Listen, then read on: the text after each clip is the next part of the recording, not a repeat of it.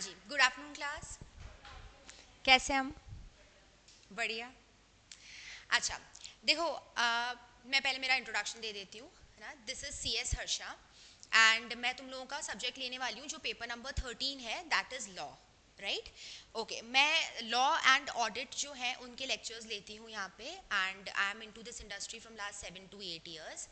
सो हम लोग ये सब्जेक्ट पढ़ने वाले हैं, लॉ। प्यार से हम लोग इसको लॉ ही बुलाते हैं, पूरा नाम इसका कॉर्पोरेट एंड इकोनॉमिक लॉज है। राइट, पेपर नंबर 13 है ये। अच्छा, कहने को तो पेपर नंबर 13 है, लेकिन सबसे पहला पहला ही होता है तुम्हारा, है ना। ग्रुप 3 और 4 हम नाम देते हैं, है ना, फाइनल के सारे सब्जेक्ट्स को। तो ग्रुप 3 के अंदर पेपर नंबर 13 है, यानी पहला पहला पेपर ही तुम्हारा लॉ का लगेगा। राइट। अच्छा देखो, फर्स्ट पेपर को अच्छे से पढ़ना बहुत इंपॉर्टेंट होता है ना। क्यों? क्योंकि ये तो मानते हो तुम लोग कि फर्स्ट पेपर अगर बिगड़ता है तो उसके पीछे चांसेस हैं कि सारे पेपर ऐसे ही होंगे, है ना। ओके, तो सी पहले तो ये बताओ मुझे कि तुम लोगों में से किसको थ्योरी अच्छा नहीं लगता?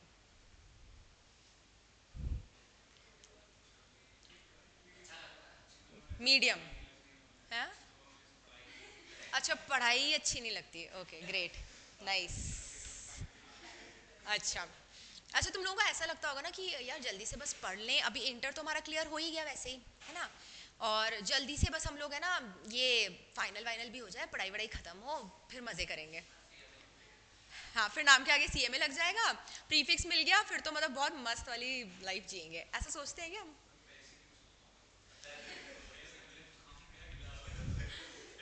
अच्छा, पैसा इंपॉर्टेंट है, तो पैसा भी तो जब ही मिलेगा ना जब हम कुछ क्वालिफाइड होंगे, जब, है ना। वो तो है ही ना, इंपॉर्टेंट तो सबसे पहले डिग्री तो चाहिए ही ना, कुछ ना कुछ, और वो भी कोई डिग्निटी वाली अच्छी डिग्री चाहिए। तो देखो सच बताओ ना तुम्हें, तो अभी तो तुम लोगों को ऐसा लग रहा होगा कि बस मतलब ये खत्म हो जल्दी से जल्दी और हम लोग मजे करें, बट एक्चुअल में ऐसा नहीं है। जब तुम्हारी स्टडीज कंप्लीट हो जाएंगी ना, तो एक्चुअल में तो लाइफ में जो कॉम्प्लिकेशंस है वो बाद में स्टार्ट होती हैं। हाँ, यही सारी चीजें तुम्हें प्रैक्टिकली तो अप्लाई करनी करनी है डेफिनेटली, बट एक्चुअल में ज्यादा दिक्कतें है ना तुम्हारी तब आएंगी। तब तुम्हें ऐसा लगेगा कि हम है ना, स्टूडेंट लाइफ ही हमारी अच्छी थी। कम से कम पता तो होता था कि ये सब्जेक्ट है, ये पढ़ रहे हैं, ये कर रहे हैं। और प्रैक्टिकली देखो तो कभी भी बॉस आके खड़े हो जाते हैं, कुछ भी काम बता देते हैं हमें, ये करना है वो करना है, कभी इंटरव्यूज के लिए प्रिपेयर कर रहे हैं हम, कभी ग्रोथ नहीं मिल रही है, कभी पैसा नहीं आ रहा है इतनी मेहनत करने, ये सारी इतनी कॉम्प्लिकेशंस तुम्हारी लाइफ में क्रिएट होंगी। राइट। अच्छा देखो, थ्योरी सब्जेक्ट जो है वो अच्छा लगे या ना लगे, वैसे हम लोग ट्राई पूरा करेंगे कि इसको इंटरेस्टिंग करके अच्छे से पढ़े हम लोग। इंटरेस्टिंग बनाने के अंदर तुम लोगों का भी कोऑर्डिनेशन होना चाहिए, विच मीन्स कि हम लोग सबसे ज़्यादा फोकस जो है ना वो नोट्स बनाने के ऊपर करते हैं, ठीक है। क्योंकि किसी को नींद ना आए, ताकि, है ना, मेन तो यही है, जगे रहे हम। प्लस दूसरी चीज़ ये है कि हम दोबारा कभी है ना जब हमारे नोट्स ओपन करके देखें, तो हमें वो सबसे पहले तो इंटरेस्टिंग लगने चाहिए, खुद के पढ़ने का मन होना चाहिए, उन्हीं को देख करके पढ़ने का मन होना चाहिए, है ना। तो इस तरीके से हम लोग नोट्स बनाएंगे, तो मेरा सबसे ज़्यादा फोकस यही रहेगा नोट्स बनाने के ऊपर। राइट। अच्छा, एक बार हम थोड़ा सा पेपर के बारे में डिस्कस कर लेते हैं, फिर हम लोग और भी चीज़ें देखेंगे, पेपर पैटर्न कैसा है, ये सब कैसा है। राइट, तो नोटिंग कर सकते हो तुम लोग इसका। पेपर नंबर 13 रहेगा, जिसका पूरा नाम है corporate and economic laws. Paper 13, corporate and economic laws. ठीक है, इस पूरे सब्जेक्ट को हम लोग तो शॉर्ट में प्यार से क्या बुलाएंगे, लॉ ही बुलाएंगे इसको, ठीक है। अच्छा, लॉ क्या होती है और पढ़ना क्यों जरूरी है? व्हाट?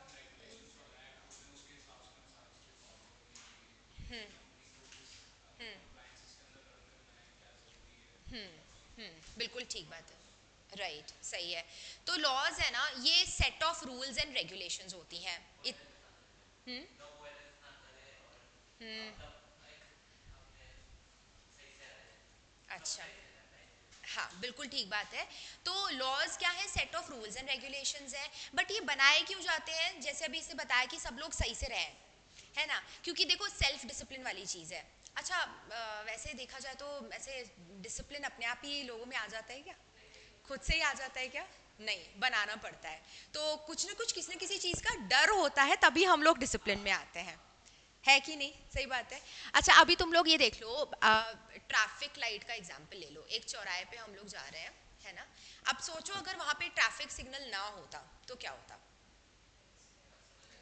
एक्सीडेंट होते हैं। कोई भी कहीं से भी गाड़ी निकाल के लेके जा रहा है, कोई भी राइट जा रहा है, कोई लेफ्ट जा रहा है, कोई सीधे जा रहा है, कट मार के जा रहा है, ओवरटेक कर रहे हैं, मतलब लोग तो बहुत रैशली ड्राइव करेंगे।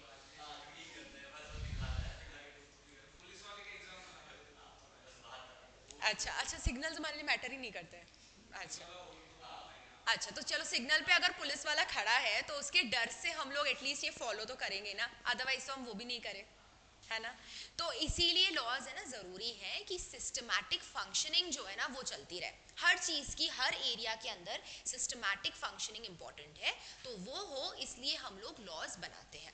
अच्छा दूसरा, लोगों की सेफ्टी सिक्योरिटी के लिए भी लॉज जरूरी है क्या, है ना। तो उसके लिए हमारे पास क्रिमिनल लॉज है, सिविल लॉज है हमारे पास, है ना, कि कोई किसी की प्रॉपर्टी पे ऐसे कब्जा नहीं कर ले, कोई किसी का मर्डर वर्डर नहीं कर दे, टेररिज्म हो गया, इस टाइप की चीज़ें हो गई, इनके लिए भी कानून है। तो लोगों की सेफ्टी एंड सिक्योरिटी भी चाहिए हमें। अच्छा पीस एंड ऑर्डर भी चाहिए क्या, पीस एंड ऑर्डर भी एक पर्पस हो सकता है। कैसे, रात को 10 बजे बाद डीजे नहीं बजेगा, 12 बजे बाद डिस्क बंद हो जाएंगे, है ना। तो ये सब चीज़ें क्या है, पीस एंड ऑर्डर के लिए ही तो है ना, कि जो लोग हैं वो प्रॉपरली बिहेव करें, मिसबिहेव ना करें, न्यूसेंस क्रिएट ना हो बेसिकली, है ना, उसके लिए। तो ऐसे करके बहुत सारे पर्पसेस हैं। बट हम लोग है ना लॉ को मानते कब हैं, कब फॉलो करते हैं हम लॉ को, एग्जैक्टली जब उनकी पनिशमेंट स्ट्रिक्ट होती है ना, तो पनिशमेंट के डर से ही हम लोग मानते हैं, क्योंकि ऐसे ही तो हम मानने वाले हैं नहीं कि चलो सरकार ने कानून बना दिया, बना के हमें दे दिया और हम लोग इतने ईमानदार हैं और प्यारे हैं कि हम चुपचाप उसको फॉलो कर रहे हैं, ऐसा तो हो ही नहीं सकता। जब तक कोई डंडा लेके नहीं खड़ा रहेगा ना उसको फॉलो कराने के लिए, एग्जैक्टली जब भी हम लोग उसको फॉलो करेंगे। हाँ सही बात है ये। तो इसीलिए हमें क्या करना है, उसका इम्प्लीमेंटेशन जो है वो करवाना है, और वो हम कैसे करेंगे, पनिशमेंट्स के थ्रू, है ना, जेल मेनली तो वही है, और पेनल्टीज वगैरह इम्पोज करके, ठीक बात है। अच्छा लॉज तो बहुत सारे होते हैं, खूब सारे लॉज हैं, हम लोग कौन से लॉज पढ़ेंगे, क्या हम एडवोकेट्स की तरह सिविल और क्रिमिनल लॉज पढ़ेंगे क्या, हम कॉर्पोरेट वाले लॉज पढ़ेंगे, यानी जो बिजनेसेस के ऊपर एप्लीकेबल होते हैं, ठीक बात है। तो एक बार पहले ना लॉ को डिफाइन कर लेते हैं, तुम्हारे पास अगर नोट्स वगैरह है कुछ तो प्लीज नोटिंग करना भी स्टार्ट कर दो इसके। लॉज क्या होते हैं, दीज आर सेट ऑफ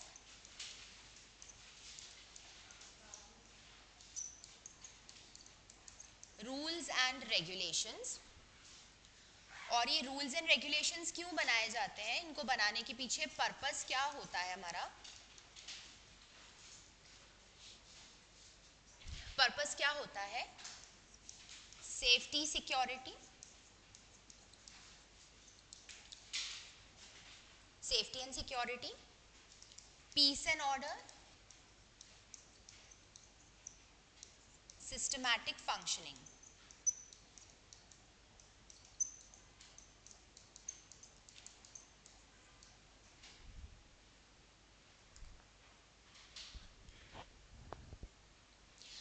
अच्छा लाइव में भी हमारे पास स्टूडेंट्स हैं, मुस्कान, नितिन, समीर, शिवम।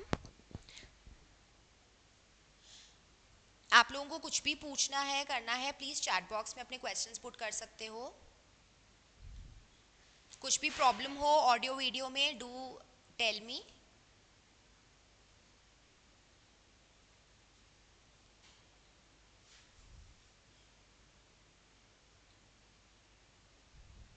Good afternoon Nitin.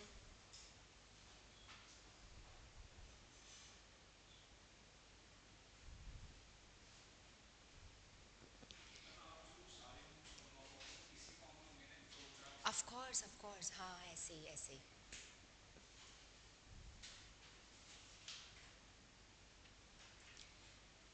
ठीक है, ये तो हमने देख लिया कि इसका पर्पस क्या है लॉज बनाने के पीछे, और अगर इनका किसी ने वायलेशन कर दिया, अगर लॉज का किसी ने भी वायलेशन कर दिया, यानी कि आप इन लॉज को मान नहीं रहे हो, कंप्लाई नहीं कर रहे हो, इनको रूल्स को ब्रेक कर रहे हो, तो उसके पीछे क्या होगा, पनिशमेंट। और पनिशमेंट में भी मेनली क्या आता है, या तो क्या होगा, इम्प्रिजनमेंट होगी, है ना, जेल, या फिर क्या होता है, पेनल्टीज होती हैं, जैसे बोलते हैं ना हम लोग चालान, चालान कट गया, चालान भी तो पेनल्टी का ही फॉर्म है ना, फाइन्स एंड पेनल्टीज होती हैं ये।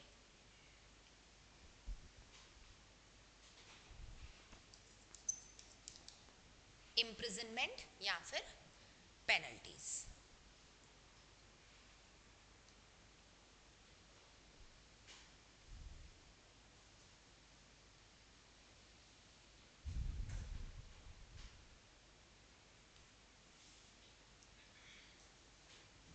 ठीक है, तो ये तो हमने समझ लिया लॉज का मीनिंग क्या होता है, ये set of rules and regulations हैं, इनका पर्पस क्या है कि सब कुछ सिस्टमैटिकली फंक्शन करता रहे, ज़्यादा ऐसे ना लोगों में केओस ना रहे, उसके लिए लॉज बनाए जाते हैं, safety security peace and order. और उसके बाद फिर हमने देखा अगर वायलेशन कोई करता है तो क्या पनिशमेंट इम्पोज होगा, इम्प्रिजनमेंट या फिर पेनल्टीज इम्पोज होगी, राइट। अच्छा देखो इस सब्जेक्ट के अंदर हम जो लॉज पढ़ेंगे ना, कौन से वाले लॉज पढ़ेंगे हम लोग, कॉर्पोरेट लॉज पढ़ेंगे। दो टाइप की कैटेगरीज है हमारे पास, एक है कॉर्पोरेट लॉज और दूसरा है इकोनॉमिक लॉज, है ना। तो ये हमारे पास किस तरीके से इनका डिवीजन किया गया है, सबसे बढ़िया बात यह है कि इसके अंदर डिवीजन एटलीस्ट दे रखा है सब्जेक्ट के अंदर, है ना, तो वो इंपॉर्टेंट, ताकि उससे हमें पता लगे कि कौन सा प्रायोरिटी पे पढ़ना है और कौन सा लेस। लेकिन मैं ऐसे नहीं बोल रही हूँ कि जो लेस प्रायोरिटी पे है उनको छोड़ के जाना है, छोड़ के कुछ भी नहीं जाना है, क्योंकि क्या होता है ना, अभी जैसे बच्चे सपोज करो फॉर एग्जाम्पल तुम 100 में से है ना सिर्फ 80 मार्क्स का पढ़ के जाते हो, कोई 20 मार्क का चैप्टर छोड़ा है, तो 80 मार्क्स का पेपर है, क्या गारंटी है कि जो 80 मार्क के क्वेश्चंस आएंगे वो तुम्हें पूरे के पूरे सारे आएंगे, गारंटी है क्या इस चीज की, नहीं। मान लो सपोज करो फॉर एग्जांपल 80 में से तुम सिर्फ 60 मार्क्स का पेपर अटेम्प्ट कर पाए, है ना, तो मतलब 60 तुम नंबर का हो सकता है टाइम कम पड़ गया इसीलिए, या आता ही नहीं था इस वजह से। अच्छा 60 में से तुमने अटेम्प्ट तो 60 ही किया है, क्या पता एग्जामिनर कितने मार्क्स देगा, ऐसे तो है नहीं कि तुमने 60 अटेम्प्ट किया और इतना अच्छा अटेम्प्ट किया कि पूरे 60 ऑन 60 आएंगे, नहीं ना, इसमें से भी तुम्हारे, तो घटा करके इसको यही मान लो अराउंड 40 टू 50। और हमें पास होने के लिए एक एक सब्जेक्ट में कितने मार्क्स चाहिए होते हैं, 40 इन ईच चाहिए एंड 50 इन एग्रीगेट चाहिए, है ना, 50% इन एग्रीगेट। इसका मतलब जब तक आपके हर सब्जेक्ट के अंदर लगभग लगभग 50 से ऊपर नंबर नहीं आ जाते तब तक आपकी पासिंग प्रोबेबिलिटीज नहीं है ना। तो इसीलिए छोड़ के कभी भी कुछ भी नहीं जाना चाहिए, आप हमेशा ट्राई करो 100% पढ़ के जाने की, तब जाकर के आपके chances of passing will increase, है ना। अच्छा क्योंकि देखो अभी इंटर में आ गए, मतलब फाइनल में आ गए हो तुम लोग, इंटर क्लियर कर लिया है, तो इंटर जो है वो उससे ज़्यादा फाइनल ईजी होता है, ईजी होता है, this is what I believe. मैं लॉ में बता रही हूँ, सारों का मुझे नहीं पता। अच्छा अच्छा, मैं देखो मैं ऐसे कह रही हूँ इंटर के कंपैरिजन में फाइनल इज इजी, मैं ये कह रही हूँ, क्यों ऐसा बता रही हूँ मैं, तुम एग्जैक्टली क्योंकि देखो इंटर में जब तुम लोग जाते हो ना तो उस टाइम पे क्या होता है, हम फाउंडेशन पढ़कर इंटर में जाते हैं, फाउंडेशन में सिलेबस क्या था, वही जो 12th में पढ़ के आए थे, आधी चीजें तो वही थी 11th 12th वाली, बस एक लॉ का सब्जेक्ट उस टाइम पे तुम्हारे लिए नया रहा होगा, है ना, बाकी तो सब कुछ पढ़ा हुआ ही था, स्टैट्स भी वही, अकाउंट्स भी वही, सब चीजें सेम थी। एक और चीज, एमसीक्यू पेपर आता था उसमें, तो बिना पढ़े भी चले जाएं देखो, है ना, ये वो बच्चे हैं जय माता दी करके टिक करने वाले, है ना, तो आसान था ना, मतलब कंपैरेटिवली कोई एफर्ट्स नहीं लगाने, आराम से पेपर में जाकर के बैठ जाओ, गोले मार के आ जाने हैं, कुछ ही नहीं करना है। अब फिर हम आते हैं इंटर में, तो इंटर में आते ही क्या हो गया, बर्डन बहुत ज़्यादा बढ़ गया, एकदम से बढ़ गया, क्योंकि सारे सब्जेक्ट्स इतने सारे, पहले तो पहले से कंपैरिजन में ज़्यादा सब्जेक्ट्स हो गए। दूसरा पेपर डिस्क्रिप्टिव, 70-30 का रेशियो रहता है हमारे पास, है ना, पेपर के अंदर कैसे रहेगा, अभी भी सेम वही सिस्टम रहेगा तुम्हारा, पेपर टोटल 100 मार्क्स का है हमारा, हाँ वो चॉइस, इंटरनल चॉइस की वजह से कह रहे हो ना, वैसे तो 100 मार्क्स है, इंटरनल चॉइस के क्वेश्चंस आ जाते हैं इस वजह से वो ज़्यादा हो जाता है, बट हमें तो अटेम्प्ट 100 ही करना है। ये पेपर जो है तुम्हारा 70 और 30 मार्क्स में डिवाइड हो जाता है, इंटर में भी यही था। चलो 30 मार्क के एमसीक्यूज हैं, किस किस को लगता है एमसीक्यूज इजी होता है, इजी होता है, अब इस वाले लेवल पे आकर के तुम्हारे एमसीक्यूज इजी वाले आएंगे क्या, बिल्कुल बिल्कुल। अब एमसीक्यूज अटेम्प्ट करने के लिए है ना तुम लोगों को है ना एक एक वर्ड भी पढ़ना पड़ेगा, किसी भी एक वर्ड से भी एमसीक्यू का क्वेश्चन बन जाता है, ठीक है। तो इसीलिए एमसीक्यूज अकॉर्डिंग टू मी तो अब इस लेवल पे आकर के तो हार्ड ही आएंगे, ऐसे बच्चों जैसे एमसीक्यूज तो आएंगे नहीं, राइट। अच्छा फिर है ना 70 मार्क का डिस्क्रिप्टिव पेपर, इसकी तैयारी तुम लोगों ने इंटर में करी होगी, कैसे लिखते हैं कैसे करते हैं, है ना। तो माइंडसेट क्या है ना तुम लोगों का वहां से वो आ चुका है ऑलरेडी, तुम लोग ऑलरेडी बहुत ज़्यादा मेहनत करके आ चुके हो, इतने इतने डिटेल में आंसर्स तुम लोगों ने 3-3 घंटे बैठ के लिखे हैं, इस वजह से मैं कह रही हूँ कि अब तुम लोग वो प्रेशर हैंडल कर लोगे। फाउंडेशन से जब बच्चे इंटर में आते हैं ना तो प्रेशर नहीं हैंडल कर पाते हैं, कई तो इसी कंफ्यूजन में रह जाते हैं कि नहीं नहीं हमें दोनों ग्रुप्स अटेम्प्ट नहीं करना है, हमें तो एक ही ग्रुप अटेम्प्ट करना है, वो प्रेशर नहीं मैनेज कर पाते क्योंकि हम बहुत ईजी से एकदम वेरी डिफिकल्ट पे आ जाते हैं। और अभी तुम लोगों के क्या रहेगा, इजीली मैनेजेबल रहेंगी ये सारी चीज़ें, क्योंकि you know the techniques, notes कैसे बनाने हैं, पढ़ना कैसे है, क्या स्ट्रैटेजी फॉलो करनी है, लिखना कैसे, ये सब चीज़ें तुम आ चुकी हैं, तुम्हें ऑलरेडी नहीं आती है तो हम कर लेंगे, कोई दिक्कत नहीं है। ये इस वजह से मैं कहती हूँ कि और प्लस अभी हम लोग सिलेबस डिस्कस करेंगे ना, उसके बाद भी तुम्हें रियलाइज हो जाएगा कि फाइनल मेरे सब्जेक्ट के अंदर is comparatively easy as compare to inter, easy है। तो इसलिए रिलैक्स हो जाओ थोड़ा सा, बहुत ज़्यादा रिलैक्स नहीं होना है, एकदम नालायक नहीं होना है ठीक है। अच्छा अब पेपर 70 मार्क्स का 30 मार्क्स का है, 30 मार्क्स के हमारे पास क्या है, एमसीक्यूज हैं, जिसमें तुम्हारे पास कैसे क्वेश्चंस आएंगे, 15 क्वेश्चंस इनटू 2 मार्क्स ईच, ठीक है। और जो इधर 70 मार्क वाला पेपर है इसमें कितने क्वेश्चंस आते हैं पता है क्या,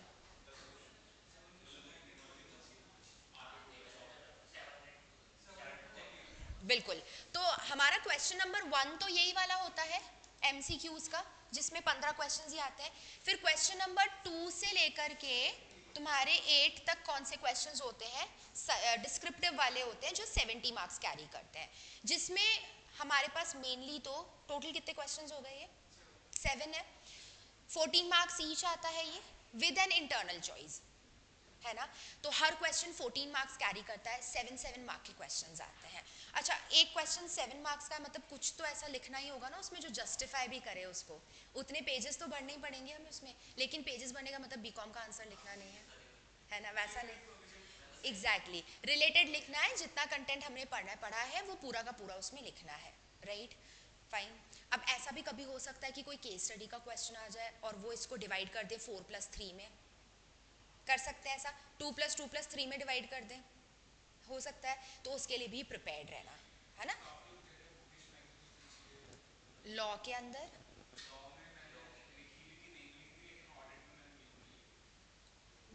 ऑडिट तो एकदम अलग सब्जेक्ट हो जाए, ऑडिट के अंदर तो होना चाहिए, वैसा ही लैंग्वेज होना चाहिए, बट उसमें भी ऐसा है कि कीवर्ड्स पकड़ के चलो उससे हो जाएगा, वो हम हाँ वो ऑडिट के अंदर हम लोग देख लेंगे, वो जब हम डिस्कस करेंगे ना। लॉ में तो मेन तो प्रोविजन होता है, देखो लॉ में लैंग्वेज मैटर नहीं करती है, बट ये है कि लॉ में आप है ना अपनी मर्जी से नहीं लिख सकते हो, जैसे अभी 30 डेज में अगर कोई काम करना है तो वो 30 में ही करना है, उसका 15 या 21 नहीं कर सकते हो तुम, वो नहीं कर सकते। फॉर्म अगर MGT 14 है तो MGT 14 ही लिखना है, हम फॉर्म नंबर चेंज नहीं कर सकते ऐसा। तो इसीलिए जैसा लॉ बनाया गया है ना, लॉ को तो तुम्हें वैसा ही लिखना है, लैंग्वेज जो इंग्लिश है ना उसको आगे पीछे कैसे भी लिख लो वो चलेगा, ओके। तो ऐसे करके ये तो हमारा पूरा हो गया paper pattern, paper pattern same रहता है जैसा इंटर में आया था वैसा ही फाइनल का भी रहेगा, ठीक है, ओके। अब हम लोग पढ़ेंगे कैसे, एक बार अप्रोच देख लेते हैं फिर सिलेबस पे चलेंगे, सिलेबस क्या है हमारा। देखो अप्रोच कैसी रहेगी, सबसे पहले तो इन डेप्थ अंडरस्टैंडिंग लेनी है हमें, मतलब मैं तुम्हें है ना लॉ के प्रोविजंस इस तरीके से समझा दूंगी कि तुम है ना लॉ बना क्यों है तुम्हें समझ आ जाएगा, कि मेरे पूछने से पहले तुम खुद ही बता दोगे कि ये प्रोविजन में अब क्या होने वाला है, कि कानून अगर बनाया है तो ऐसा क्यों बनाया, रूट कॉज हम जानेंगे उसका पहले तो, कि जरूरत क्या थी ऐसे ये लॉज बनाने की। तो जब तुम है ना इतना डीप अंडरस्टैंडिंग ले लेते हो ना चीज़ों की, तो तुम्हारे आंसर्स अपने आप लिखने में आ जाएंगे, रट्टा मारने की जरूरत ही नहीं है फिर उसमें, फाइन। तो एकदम कोर कॉन्सेप्ट को समझेंगे और उससे फिर हम धीरे धीरे सीखेंगे प्रोविजंस कैसे डिराइव होते हैं, ओके। अच्छा दूसरी चीज सबसे इंपॉर्टेंट जो होता है वो होता है नोट्स मेकिंग, ये तो इसकी टेंशन भी तुम लोगों को नहीं लेनी है, इसके ऊपर मैं एफर्ट्स डाल रही हूँ, मैं तुम्हें नोट्स बनवाऊंगी, बस मेक श्योर करना है कि हम लोग क्लास में रेगुलर रहें, इवन लाइव वाले भी जो स्टूडेंट्स हैं उनको डेली अटेंड ज़रूर करना है और ईमानदारी से डेली नोट्स बनाने हैं, ये नहीं कि किसी और के बनाए हुए नोट्स तुमने फोटो स्टेट करवा के रख लिए, वो नहीं, जब तक खुद की राइटिंग में खुद नोट्स नहीं बनाओगे ना तब तक वो चीज़ें याद नहीं रहेंगी, राइट तो ये एक हमारा नोट्स बनाने, और नोट्स भी हम कैसे बनाएंगे, देखो बुक में जैसे लिखे हुए हैं ना रनिंग लैंग्वेज जो है, अगर तुम वैसी ही लैंग्वेज के नोट्स बना लोगे फिर क्या फ़ायदा, बुक से ही पढ़ लेते हैं, फिर क्यों एक्स्ट्रा इतना मेहनत करा है? तो बेटर है हम लोग उसको कन्वर्ट कर लेंगे into flow charts, diagrams, process charts जो होते हैं उनमें कन्वर्ट कर लेंगे उनको, तो माइंड मैप वगैरह हो गया है ना, वैसा प्रिपेयर कर लेंगे तो तुम्हें चीज़ें याद हो जाएंगी। होता क्या है ना, देखो हम लोग एक मूवीज़ देखें और एक हम लोग नॉवेल्स पढ़ें, दोनों में से ज़्यादा याद क्या रहता है, मूवीज़ रहती है ना, और उसमें से भी गाने ज़्यादा याद रहते हैं, है ना, तो मूवीज़ हमें ज़्यादा अच्छे से रिटेन रहती है, क्यों, क्योंकि वो हमने देखी है, विजुअलाइज किया है हमने उसको, और हमारी जो विजुअलाइजेशन मेमोरी होती है ना वो ज़्यादा स्ट्रांग होती है। तो हम जब पिक्चर्स और ये सब चीज़ें देखते हैं ना, तो वो छोटे थे जब, तब हमारी बुक्स जो थी उसमें कितना ऐसे अलग अलग वैरायटी के कलर्स यूज़ होते थे, इतने अलग अलग डायग्राम्स होते थे, हर चीज़ का छोटा छोटा, जैसे ए फॉर एप्पल है तो एप्पल बना हुआ आ जाएगा, क्यों, क्योंकि वो विजुअलाइजेशन मेमोरी स्ट्रांग होती है इस वजह से। तो यही सेम चीज़ इसमें भी कर दो, सब्जेक्ट को इतना इंटरेस्टिंग बना दो कि अगली बार जब तुम कॉपी उठा करके पढ़ो ना तुम्हें खुद ही इंटरेस्ट आ जाए पढ़ने में। एंड ट्रस्ट मी, अलग अलग कलर के पेन्स ले आओ, स्टिकी नोट्स ले आओ, ये सब चीज़ें करके अपने नोट्स बनाओ सुंदर सुंदर हैंड राइटिंग में, हकीकत में तुम कभी नहीं भूलोगे ये प्रोविजन, सीएमए क्लियर हो जाने के बाद भी नहीं भूलोगे। मतलब मैंने खुद ने भी यही टेक्निक फॉलो करी थी जब हम लोग कर रहे थे, और सीएस के अंदर तो और ज़्यादा लॉ होती है, पूरा ही लॉ होता है उसमें, तो हम भी यही टेक्निक्स फॉलो करते हैं। मुझे आज दिन तक याद है कि मेरे नोटबुक में कौन सा प्रोविजन कौन से पेज पे लिखा हुआ है, कौन से कलर के पेन से लिखा हुआ है, आई स्टिल रिमेंबर ये चीज़ें। जितने पेन्स तुम्हें मिले उतने यूज कर सकते हो, ट्राई करो 2-3 पेन्स रखने की, ब्लू ब्लैक रेड, ठीक है, हाँ ठीक है कोई दिक्कत नहीं है ये। अच्छा फिर है ना बच्चों का क्वेश्चन एक और आता है कि मैम जैसे फ्लो चार्ट आप बनवा रहे हो ना, हम एग्जाम में भी वैसे ही लिख के आ सकते हैं क्या, कितना प्यारा क्वेश्चन है, ऐसे ही करके आओगे क्या एग्जाम में भी, नहीं वहाँ ऐसे कारीगरी नहीं दिखानी है क्योंकि आर्ट का पेपर नहीं है, ये लॉ का पेपर है ना, तो वहाँ फ्लो चार्ट्स हो गए और ये बॉक्सेस हो गए और ये सारी चीज़ें वहाँ मत करके आना। उन चीज़ों को मैं तुम्हें बता दूंगी कि कैसे रिटन स्टेटमेंट्स में कन्वर्ट करना है, एकदम इजी रहेगा, बस कन्वर्ट करो और लिख दो, ये तुम्हारे सिर्फ याद करने के लिए मैं यहाँ पे फ्लो चार्ट्स बनवा रही हूँ, फाइन। अच्छा ये तो दोनों चीज़ें हो गई, और इसके बाद जो मोस्ट इम्पॉर्टेंट है हमारे लिए वो होता है आंसर राइटिंग प्रैक्टिस। देखो लॉ की है ना अंडरस्टैंडिंग कितनी ही ले लो, लेकिन जब तक तुम्हें लिखना नहीं आया ना, वापस वही लॉ को इम्प्लीमेंट करने वाली बात आ गई कि जब तक तुम 3 घंटे में अगर उसको लिख नहीं पाए वहाँ पे कोई सेंस नहीं है, कितनी अंडरस्टैंडिंग ले लो। इसीलिए लिखने का तरीका जैसे मैं बताऊँ ना वैसे लिखने हैं आंसर्स, और ये हम लोग धीरे धीरे इवेंचुअली स्टार्ट करेंगे प्रैक्टिस करना, है ना। टेस्ट से पहले मैं तुम लोगों को बता दूंगी एक तो आंसर्स लिखने कैसे हैं हमें, और फिर उसके बाद तुम लोग एक बार अटेम्प्ट करो, अपने टेस्ट वगैरह करो, और फिर ये क्वेश्चंस लिख के लेके आओगे, मुझे दिखाओगे, हम लोग जज करेंगे कि कैसे कहाँ पे क्या कमी है ना। मोस्ट इंपॉर्टेंट पार्ट है ये आंसर राइटिंग का, ओके है ये, ठीक है।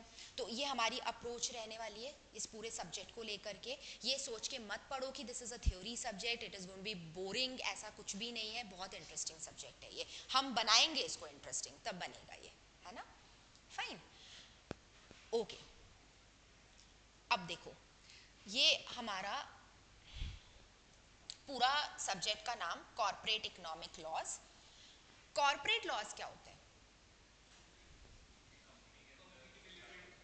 बिल्कुल बिल्कुल ठीक बात है, जो लॉज एक कंपनी को फॉलो करने हैं, कंपनी कैसे बनती है, कंपनी को मैनेज कैसे करना है, उसके ऑपरेशंस हो गए, वो सबको मैनेज करने के लिए जो कानून बनाया गया उसको हम लोग कॉर्पोरेट लॉज बुलाते हैं, फाइन। एक होते हैं इकोनॉमिक लॉज, इनका मतलब क्या होता है, एनीवन नोज, नहीं, इकोनॉमिक लॉज मतलब ऐसे लॉज जो किसी इकोनॉमिक एक्टिविटी को गवर्न कर रहे हैं। अब फिर इकोनॉमिक एक्टिविटी क्या है,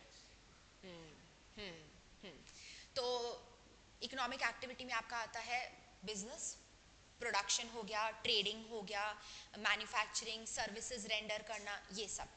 तो किसी भी फर्म का बिजनेस ट्रांजैक्शन है, या आप पार्टनरशिप ले लो, सोल प्रोप्राइटरशिप ले लो, किसी भी तरीके का आप ट्रेड एंड ऑक्यूपेशन कर रहे हो, वो सब जो भी चीज़ें जिससे हम कमाते हैं, जिससे हम लाइवलीहुड अर्न करते हैं, वो सारा हमारा इकोनॉमिक एक्टिविटी है। तो उसको गवर्न करने के लिए हमारे पास क्या है, इकोनॉमिक लॉज है। अब सिमिलर सिमिलर नहीं लग रहा है, कॉर्पोरेट और इकोनॉमिक सेम सेम नहीं लग रहा है? नहीं,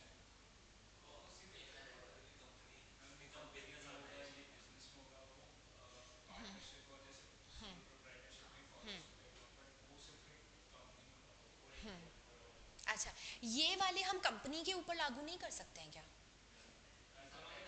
कर सकते हैं, क्योंकि कंपनी के अंदर आप बिजनेस भी तो कर ही रहे हो ना, है ना? आप बिजनेस चलाने का सिर्फ एक तरीका आपने क्या अडॉप्ट किया है, कंपनी के तरीके से हम बिजनेस चलाएंगे या हम पार्टनरशिप में एंटर करके बिजनेस चलाएंगे, तो तरीका चेंज हो गया बस। ये लॉज कंपनी पे भी अप्लाई हो सकते हैं, लेकिन ये एडिशनल है, ये एडिशनल लॉज होते हैं, मैंडेटरी ये वाले हैं जो लगेंगे ही लगेंगे। हाँ, बहुत सारे लॉज अप्लाई होते हैं कंपनीज के ऊपर, अब वो डिपेंड करता है कि तुम्हारा प्लेसमेंट कौन सी कंपनी में होता है ना, उसमें डिपेंड करता है, उस हिसाब से तुम्हें स्टडी करना पड़ेगा कि अच्छा इसके ऊपर क्या क्या लॉज लगेंगे, वो चीज़ है। तो ठीक है, देखो इसका एक बार ब्रीफ हम लोग समझ लेते हैं। ये दो जो पार्ट्स हैं हमारे पास, एक 60 मार्क्स का पार्ट है, ये जो कॉर्पोरेट लॉज है 60 मार्क्स है ना, और ये इकोनॉमिक लॉज हमारे पास 40 मार्क्स कवर करते हैं, ठीक है। अब 60 मार्क्स में हमारे पास 3 चैप्टर्स रहेंगे, कौन कौन से 3 चैप्टर्स हैं? हाँ, एक सेकेंड। सबसे पहले तो कंपनी लॉ, ये पीछा नहीं छोड़ेगा, है ना। कंपनी लॉ जो है ये हमारे पास है 40 मार्क्स का, ये 60 है ना, तो उसमें से 40 इसके हो गए। अच्छा, इसके बाद एक हमारे पास आता है, एक नया लॉ है, insolvency and bankruptcy code, year इसका 2016, ठीक है। इसको भी प्यार से शॉर्ट में आईबीसी बुलाया जाता है ना। और ये हमारे पास कितने वेटेज का है, 10 मार्क्स का वेटेज है इसका, फाइन।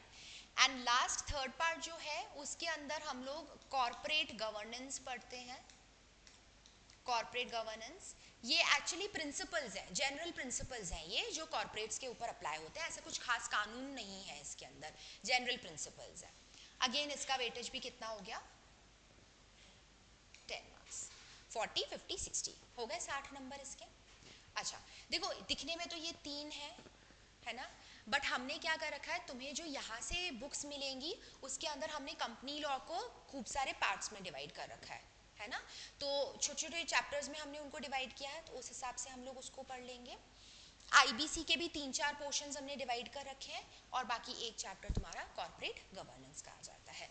अब ये पढ़ते से आधे बच्चों के दिमाग में ये क्लियर हो गया होगा कि पढ़ना सिर्फ कंपनी लॉ है, बाकी दोनों छोड़ के चले जाओ, काम हो जाएगा, है ऐसा हो जाएगा, काम चल जाएगा क्या ऐसे? रैंक आएगी क्या ऐसा करने से? नहीं। और कितने लोग रैंक का एम कर रहे हैं, है ना, सब भी कर रहे हैं, वाओ, ठीक है, आ सकती है, ऐसे डिफिकल्ट नहीं है, इम्पॉसिबल तो कुछ भी नहीं है ना, बस थोड़ा सा एफर्ट्स डालने पड़ेंगे हम लोगों को। अच्छा, इंटर में किसकी रैंक थी यहाँ पे? अच्छा, अभी रैंकर्स नहीं है यहाँ पे, ओके कोई बात नहीं। तो देखो ये तो डिवीजन हो गया हमारे कॉर्पोरेट लॉज वाला, है ना। अब हम लोग देखते हैं इसमें इकोनॉमिक लॉज में कितनी वैरायटी पढ़नी पड़ती है लॉज की, वो देखना। सबसे पहले सेबी रेगुलेशंस, इसको नोट भी कर सकते हो तुम लोग, इंट्रोडक्शन ये पूरा नोट कर लो ताकि तुम्हें भी आइडिया रहे कितने मार्क्स का कौन सा चैप्टर है। ये सेबी 10 मार्क्स का वेटेज कैरी करता है। उसके अलावा हमारे पास बैंकिंग लॉज है, इंश्योरेंस लॉज है, ये दोनों मिलाकर के 5 मार्क्स के हैं, ये दोनों मिला के 5 मार्क्स के हैं।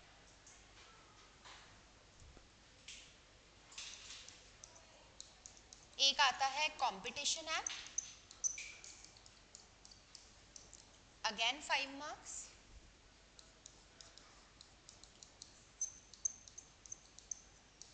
Anti money laundering, again 5 marks.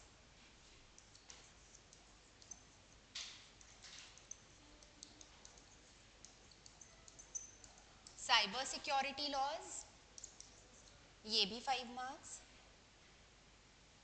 अब सारे इसमें 5-5 मार्क्स के ही आएंगे। MSME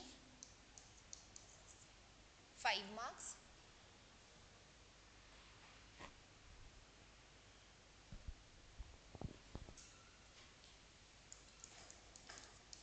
और एक आता है फेमा 1999, ये भी 5 मार्क्स।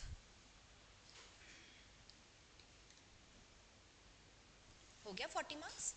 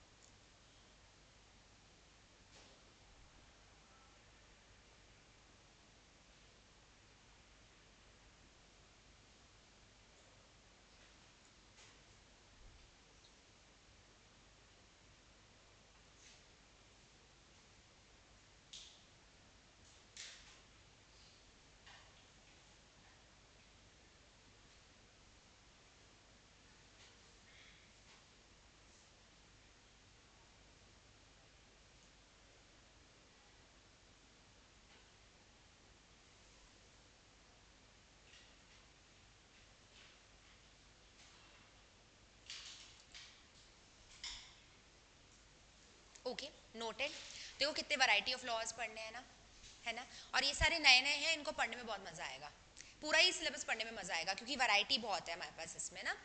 देखो इस वाले पार्ट में सेबी रेगुलेशंस 10 मार्क्स का, ये मोस्ट इंपॉर्टेंट है। सेबी के लॉज किस पे अप्लाई होते हैं? लिस्टेड कंपनीज पे अप्लाई होते हैं, है ना। जिन कंपनीज के शेयर्स स्टॉक एक्सचेंज में लिस्टेड है, यानी जिनकी ट्रेडिंग हो सकती है ना। तो 10 मार्क्स का ये हो गया। इसके अलावा बाकी सारे देखो तुम 5-5 मार्क्स के हैं, है ना। बैंकिंग इंश्योरेंस, ये तो ठीक है, मतलब बैंक्स के ऊपर, इंश्योरेंस कंपनीज के ऊपर जो लॉज लगते हैं। कंपटीशन एक्ट, ये पता ही क्या होता है? नहीं, कंपटीशन एक्ट जो है, एग्जैक्टली तो मार्केट में ना आपको हेल्दी कंपटीशन की प्रैक्टिसेस रखनी है। ऐसी प्रैक्टिसेस नहीं रखनी है जो कि छोटे छोटे प्लेयर्स को मार्केट से निकाल दे बाहर, है ना। मतलब गलत तरीके से लोगों को कंपटीशन नहीं देना है आपको। आप है ना हेल्दी प्रैक्टिसेस अडॉप्ट करो, हेल्दी कंपटीशन फेयर होता है। अगर आपने गलत तरीके से ट्राई किया, एग्जिस्टिंग प्लेयर्स को आप मार्केट में एंटर नहीं करने दे रहे हो, उन्हें बाहर निकालने के लिए कुछ कुछ स्ट्रैटेजीज बना रहे हो, पैसे वैसे खिला रहे हो, तो ये सारे काम करना एकदम गलत होता है। ये सारे प्रोहिबिशंस हम लोग किस में पढ़ेंगे? कंपटीशन एक्ट में पढ़ेंगे। ओके, फिर आता है एंटी मनी लॉन्ड्रिंग। पता है मनी लॉन्ड्रिंग क्या है?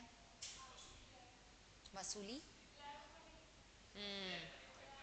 ठीक है, तो ब्लैक मनी को वाइट में कन्वर्ट करने को मनी लॉन्ड्रिंग बोलते हैं, है ना। तो ये हम लोग इसमें पढ़ेंगे। मनी लॉन्ड्रिंग को लेकर के लॉज है हमारे पास। ये एक क्राइम होता है, पता है ना। Money laundering is a crime. लोग है ना यहाँ पे पैसा ब्लैक में, ये इसको अपने फॉरेन अकाउंट्स के थ्रू भी रोटेट करते हैं, है ना। तो अलग अलग वैरायटी ऑफ प्रैक्टिसेस यूज करते हैं लोग, शेल कंपनीज भी यूज करते हैं। तो एनी हाउ वो 2 नंबर के पैसे को 1 नंबर में कन्वर्ट कैसे करते हैं ये लोग, एक तो हम पहले ये भी सीखेंगे इसमें कि मनी लॉन्ड्रिंग होता कैसे है, और फिर देखेंगे कि ये मना कैसे किया गया है, क्यों प्रोहिबिटेड है, और कैसे कैसे पनिशमेंट्स हैं इस पे, है ना। अच्छा, साइबर सिक्योरिटी लॉज क्यों इंपॉर्टेंट है साइबर सिक्योरिटी पढ़ना? बिल्कुल ठीक। राइट तो क्या है देखो डिजिटाइजेशन बहुत ज़्यादा बढ़ गया है ना। अभी पहले हम लोग पेपर वर्क पे कितना डिपेंडेंट रहते थे, आजकल क्या है सारी चीज़ें ऑनलाइन में ट्रांसफ़र हो चुकी हैं। जब हम लोग इतना ज़्यादा वेबसाइट्स का, डिजिटल डेटा का, इन सब चीज़ों का यूज़ कर रहे हैं तो वहाँ पर क्रिमिनल्स रॉन्गफुल एक्टिविटीज़ भी कर ही रहे हैं, है ना। जैसे डेटा थेफ्ट हो गया, या सिस्टम्स हैक करना हो गया, इस टाइप की चीज़ें। बिल्कुल पायरेसी और ये सारी चीज़ें, तो इसीलिए हमें इनसे रिलेटेड लॉज भी पता होने चाहिए। तो साइबर सिक्योरिटी वाले के अंदर हम लोग उससे रिलेटेड लॉज पढ़ेंगे। आईटी एक्ट है एक हमारे पास, इंफॉर्मेशन टेक्नोलॉजी एक्ट है ना, वो पढ़ेंगे हम इसमें, राइट। एमएसएमई पता है क्या होती है? माइक्रो स्मॉल मीडियम एंटरप्राइजेज, है ना। अच्छा उनको भी कुछ कुछ लॉज हैं जो उनको गवर्न करते हैं। अब तुम बोलोगे कि एमएसएमई और स्मॉल कंपनी सेम होती है क्या? नहीं, श्योर। स्मॉल कंपनी तुम लोगों ने पढ़ा होगा इंटर के अंदर कंपनी लॉ में, है ना।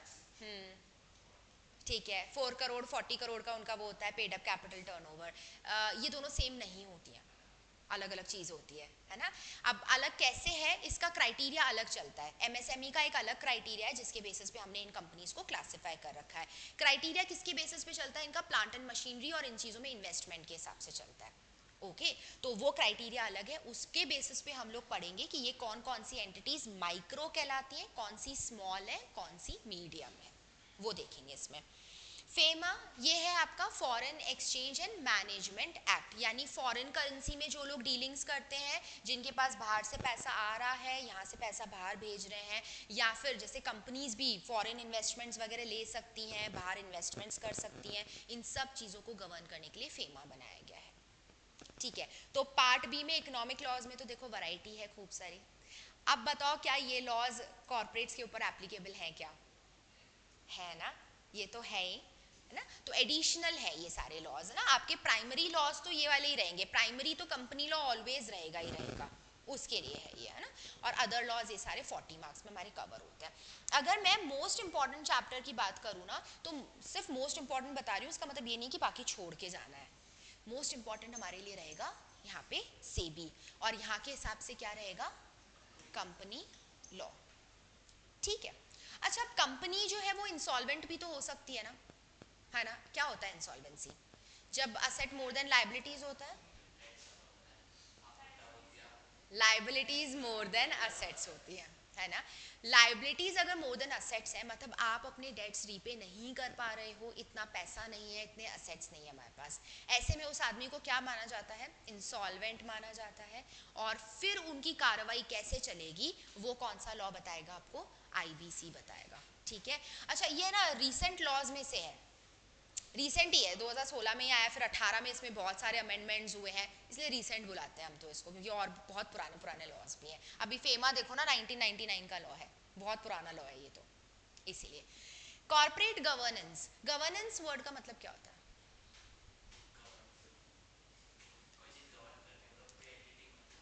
टू गवर्न समथिंग, है ना। अच्छा गवर्न करना मतलब चलाना प्रॉपर तरीके से। अब जैसे हमारी गवर्नमेंट है, सीजी है, सेंट्रल गवर्नमेंट, है ना, वो भी ऑपरेशंस वगैरह कैसे मैनेज कर रही है, कैसे फंक्शनिंग चल रहा है उन लोगों का, वो उनका गवर्नेंस है। ऐसे ही हमें कंपनीज कैसे चलानी है वो हम किससे सीखेंगे? कॉर्पोरेट गवर्नेंस से सीखेंगे। यानी इसके अंदर हम कुछ प्रिंसिपल्स देखेंगे कि किस किस तरीके से कंपनीज वगैरह मैनेज होनी चाहिए। ऑल राइट तो अच्छा सबसे पहले फिर हम कौन से चैप्टर से स्टार्ट करें? कंपनी लॉ, है ना। तो हम लोग कंपनी लॉ से ही स्टार्टिंग करेंगे सबसे पहले, है ना। इस वजह से क्योंकि इंटर में तुम लोग ये चीज़ पढ़ के आए हो, तो तुम्हें एकदम से, क्योंकि ये वाले लॉज है ना टेक्निकल बहुत है, ये वाले टेक्निकल है, आईबीसी भी टेक्निकल है, तो इसलिए एकदम से उस पर जंप करेंगे ना तो तुम लोग भाग जाओगे। इस वजह से मैं चाहती हूँ कि हम लोग इजी से स्टार्ट करते हैं, हम लोग कंपनी लॉ से स्टार्ट करते हैं। इसको फेमिलियर लगेगा तुम लोगों को, बट इंटर के कंपैरिजन में ये और इलेबोरेटेड है ना। रिपीट है, बिल्कुल बिल्कुल रिपीटेड कंटेंट भी है,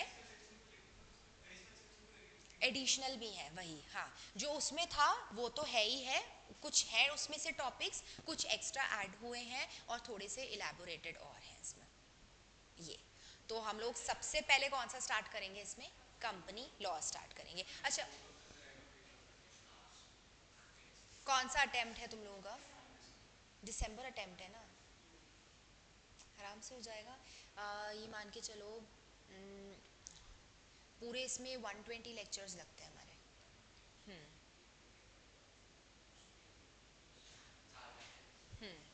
ऑन एन एवरेज।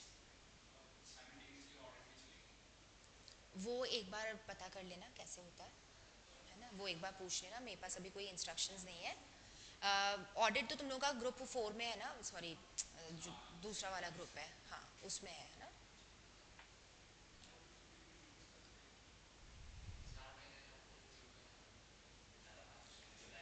हाँ मतलब बीच में ऑफ्स वगैरह भी रहते हैं कुछ ना कुछ, तो ऐसे 4 to 5 months अप्रॉक्स मान के चलो, आराम से कोर्स टाइमली खत्म हो जाता है। बीच बीच में टेस्ट वगैरह तुम लोगों के चलते रहेंगे, तो बस रेगुलरली वो ज़रूर देते रहना, क्योंकि ऐसा ना हो कि हम लोग आज नोट्स बना रहे हैं और फिर इसके बाद डायरेक्टली हम उस चैप्टर को खोलेंगे दिसंबर से पहले, है ना। और कुछ कुछ तो हो सकता है दिसंबर के बाद भी खोलें, फेल होने के बाद, है ना। तो ऐसा नहीं करना है हमें, तो उसको टाइम टू टाइम पढ़ते ज़रूर रहना है ना। अच्छा, समीर का क्वेश्चन है फाइनल में सेक्शंस याद करने पड़ेंगे लॉ में। सेक्शंस देखो समीर, याद तो करने चाहिए, it is a good practice, क्योंकि मार्क्स बोनस मार्क्स ही मिलते हैं बल्कि। अच्छा लेकिन बोनस मार्क्स का ये मतलब नहीं है कि 7 मार्क का क्वेश्चन है तो तुम्हें 8 नंबर मिलेंगे उसमें से, ठीक है। बोनस मार्क्स का ये मतलब है कि आपके आंसर की क्वालिटी अगर ऐसी है कि 7 में से तुम्हें वो 4 मार्क्स देना चाह रहा है, तो वो सेक्शन नंबर देख करके तुम्हें 5 मार्क्स दे देगा, एक नंबर एक्स्ट्रा दे देगा सेक्शन का।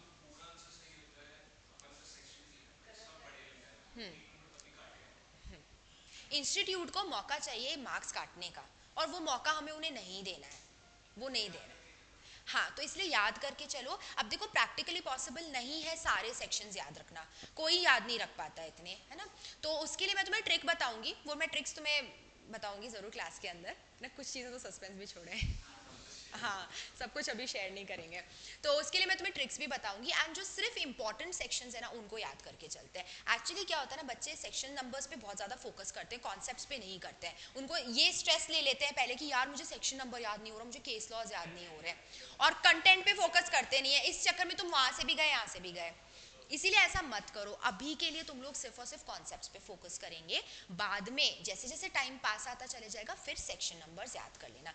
एक बात और, एग्जाम में सेक्शन नंबर गलत नहीं लिखना है, कि पता लगे किसी चीज़ का सेक्शन है ना, सपोज 188 है और हम उसको लिखा है 178, ये तो ब्लंडर माना जाता है, ये तो ब्लंडर है। ऐसा नहीं करना है हमें। अगर 100% श्योर हो कि मुझे ये अच्छे से ध्यान है यही नंबर था तो लिखो, अदरवाइज मत लिखो, है ना, वरना मत लिखो। जीरो हो जाएगा, क्यों मैं बताऊं, रीजन बताऊं क्यों। 188 का जो प्रोविजन होगा, तुम इस प्रोविजन के लिए बोल रहे हो कि ये 178 में लिखा है, अरे 178 की तो कहानी अलग है, उसकी तो स्टोरी अलग है एकदम, तो उसमें कैसे तुम रिलेट कर सकते हो कि 178 में वो प्रोविजन है। नहीं, ये ब्लंडर है। इससे बेटर है अगर तुम नंबर नहीं लिखते तो तुम्हारा प्रोविजन तो एटलीस्ट सही हो जाता ना। तो इसलिए मत लिखो, अगर अच्छे से याद नहीं है तो मत लिखो, बेटर वो रहेगा। बट अगर ऐसे रैंक वैंक लानी है तो फिर तो तुम्हें लिखने पड़ेंगे, हाँ फिर तो लिखने पड़ेंगे, वो ज़्यादा अच्छा रहेगा।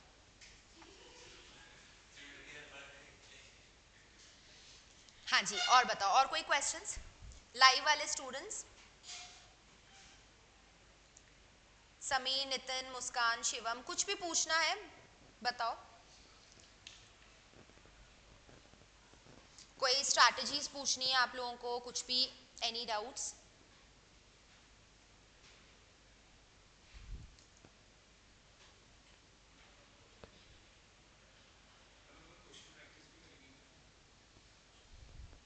मैं आपको क्वेश्चंस बताऊंगी, पहले आंसर राइटिंग बताऊंगी, कैसे आंसर्स लिखने होते हैं हमें, केस स्टडी के आंसर्स कैसे लिखने हैं, और बाकी भी जैसे भी आते हैं उनको अटेम्प्ट कैसे करना है। उसके बाद क्वेश्चन बता दूंगी तुम्हें, वो तुम लोगों को लिख के लाना है, अगले दिन मैं चेक कर लूँगी, है ना। एंड मिस्टेक्स वगैरह क्या है उसमें मैं वो और बता दूंगी। या फिर हम लोग जैसे टेस्ट देते हैं, टेस्ट एक बार हम लोग क्लास में डिस्कस कर लेते हैं कि क्या क्या क्वेश्चन का क्या क्या आंसर होना चाहिए, एंड उसके बाद तुम लोग उसका करेक्ट आंसर लिख के प्रैक्टिस करके एक बार लेके आओ, तो मैं एक बार उसको भी देख लूँगी कि उसमें क्या क्या मिस्टेक्स हैं। फाइन।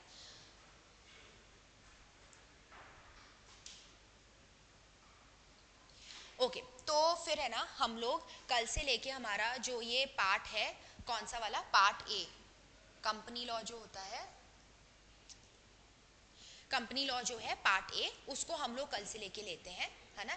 एकदम स्टार्टिंग से हम लोग सारी चीज़ें इंट्रोडक्शन से लेके समझेंगे। ऐसे मत समझना कि हम इंटर में ऑलरेडी पढ़ चुके हैं तो यहाँ पे हम लोग बहुत फास्टली उसको लेने वाले, नहीं। मैं एक एक चीज़ को अच्छे से क्लियर करूँगी। मेरे लिए ऐसा है कि तुम लोगों ने कंपनी लॉ कभी नहीं पढ़ा, है ना। ये समझ के मैं तुम लोगों को वो उसके बेसिक से लेके स्टार्ट करेंगे हम लोग, एंड देन जैसे भी रहेगा वो तुम लोगों को मॉड्यूल्स मिल जाएंगे यहाँ पे, बस उसमें देख लेना चैप्टर्स का सेग्रीगेशन जिस तरीके से किया गया है हम लोग उसी ऑर्डर में उसको पढ़ेंगे। फाइन, बस नोट्स ज़रूर कैरी करना, कल से लेके हम नोट्स बनाएंगे इस सब्जेक्ट में। फाइन, और कुछ पूछना है? नहीं, तो आज के लिए हम इतना ही वाइंड अप करते हैं, ठीक है। कल से लेके